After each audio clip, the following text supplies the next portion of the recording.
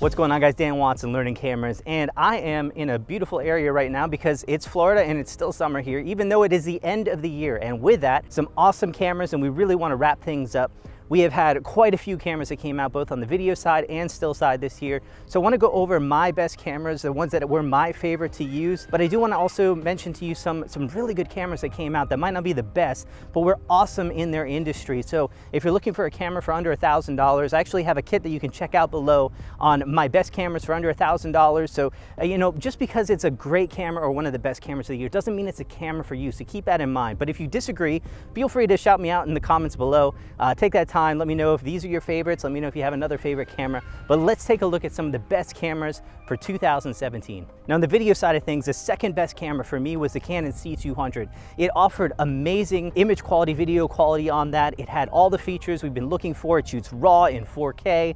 It has dual pixel autofocus, which is amazing with a touchscreen. So it really is the Canon quintessential video camera right there. The only thing it really kind of lacked was that it didn't have a 10-bit video profile. That was the only thing that kept me from being completely enamored with it. It's a little high on the price, but it's kind of right above what most of the other cameras are that are producing very similar results. But it's a great camera and one of my favorite cameras of the year. But my all-time favorite video camera is the camera that I am shooting this on right now. It's a Panasonic GH5, and it's not that it's necessarily the best, it's because it offered something that we never thought was possible. 4K at 60, 10-bit HDR now, and so many other modes. And so it is just, it's an amazing camera. You get incredible quality. It's so easy to shoot with.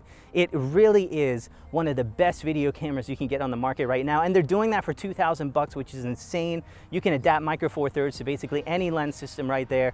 Use a speed booster if the image sensor being micro four thirds is a little small for you, but it just has so many options. It's an amazing camera, one of my favorite to shoot with, and that is the Panasonic GH5. But with that, let's take a look at some of my best photography cameras. But I'm gonna go shoot because this is amazing right now. So I'm gonna take out the next camera right now and we're gonna go do some shooting.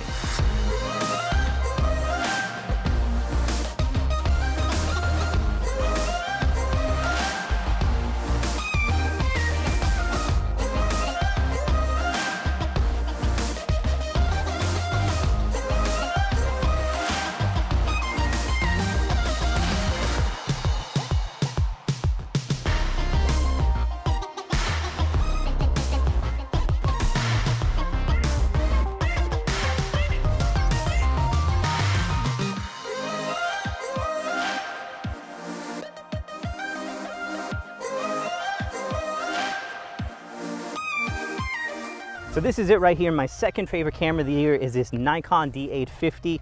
It is so close to being first. I'm gonna tell you after when I picked that first camera out why this camera really just strained me as far as which one to choose. But 45 megapixels, an unbelievable autofocus system. It is built like a tank.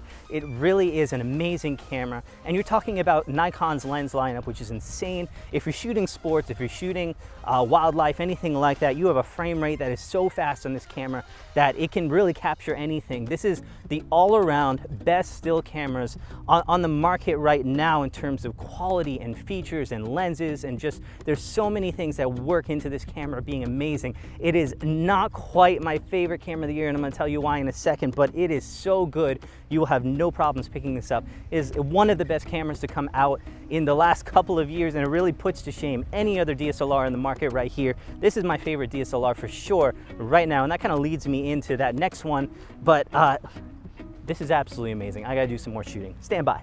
Well, now we're on day 2 because that turned out to be a really cool sunset and I want to take some pictures. But what day 2 means is that now it's time for the actual camera of the year. And for that, I'm going to give it to the Sony a7R III. And there's a couple of reasons why, but I mean, this was one of the last cameras that came out in the market, and it did so with a lot of fanfare. It's a very powerful system. Sony's a7R II was really well received in many ways, but here's why. This camera is really the ultimate camera in so many ways, whether it's frame rate, image quality, video, autofocus performance, they're all top end. It's really what you would expect from a high powerful system. And no matter what you're shooting or what genre you end up in, I really feel like this is a camera that's going to take you there. Even if you want to shoot some videos, it's one of the best video cameras on the market right now. And just as a camera of the year, this really got me excited because of that. But, and there's a big hesitation that I have with that one, I was actually way more undecided with this camera of the year than I thought I would be originally. And here's why. Yes, it was an awesome camera, but let's take a look at some of the big upgrades on this. A bigger battery, dual cards, an autofocus system that doesn't suck. There's just a lot of things on here that other cameras already had. And I mean, any Nikon camera and Canon camera have already had dual card slots and big batteries. And so, you know, a lot of the upgrades that made this good and made this usable, a little bigger grip, a joystick, these were things that were not legendary. The upgrades in this camera were not specific to Sony or this camera, anything like that. However, when you combine those with the ability that it has, with the autofocus system, with the ability to shoot in live view or with video, and it just overall became an awesome system. And again, these are not for everyone. If you're a wildlife or sports shooter, you might have some issues with Sony lens lineup right now. That might change by next year, but right now you might have some issues. It has the frame rate, but the lenses might be lacking. For you specifically, for virtually everyone else, I think that Sony's lens lineup is now a thing of the past. It's good. There's some solid lenses no matter what you're shooting out there, but over 400 millimeters, that's where you start getting a little bit weaker. So yeah, that was it. That's my camera of the year. That's why. But let's kind of go over some honorable mentions. There's been some cool cameras that have come out this year, and I want to talk about them a little bit. So the first is Canon's T7i and 77D.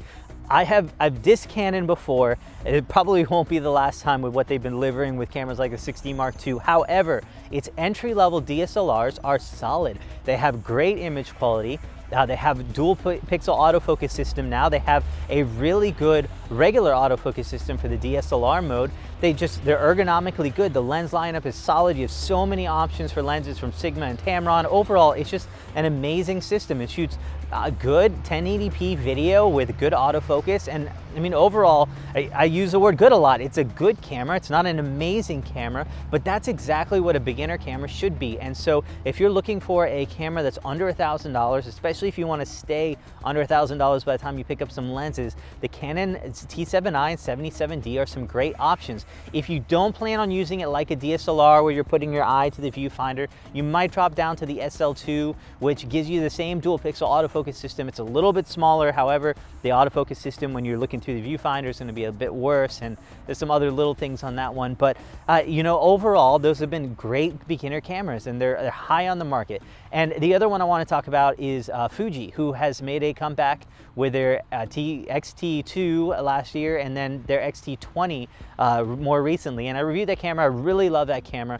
As a enthusiast beginner camera, that's really my top pick right there. It gives you something that you've been longing for if you've been shooting photos. It's a very tactile camera. You feel the camera, you have to interact with it. It's just a fun camera to shoot with.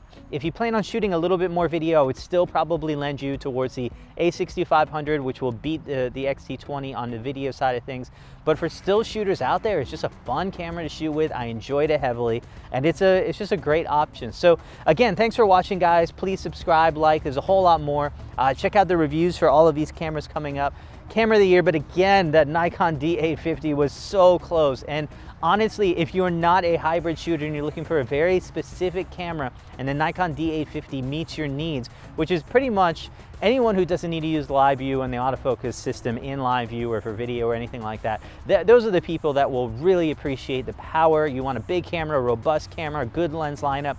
Those are the people who are really going to prefer that Nikon D850 and what it has to offer. So again, those are my cameras of the year. Appreciate it, guys. I'll see you soon.